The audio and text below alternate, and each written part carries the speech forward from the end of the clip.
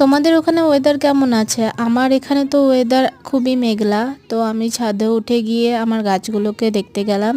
সেখানে যে চন্দ্রমল্লিকার গাছগুলো ছিল ওখানে একটু পিঞ্চিং করে দিলাম।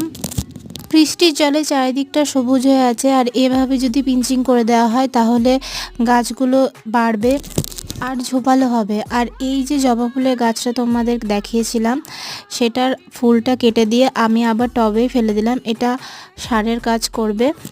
বৃষ্টির জন্য প্রত্যেকটা টবে অনেক ঘাস হয়ে গেছিলো, সেই ঘাসগুলোকেও আমি তুলে দিচ্ছিলাম।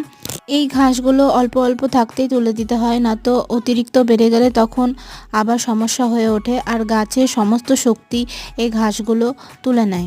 রেন লিলির এই টবটায় পুরো জল জমে গেছিলো, তাই জলটাকে ফেলে দিচ্ছিলাম। আর একটা জিনিস তোমাদের দেখায়, এটা হচ্ছে লেবু গাছের ফুল। বর্ষার জন্য গাছে অনেক ফুল এসেছে। ভিডিও ভালো লেগে থাকলে চ্যানেলটাকে লাইক, শেয়ার অ্যান্ড সাবস্ক্রাইব করে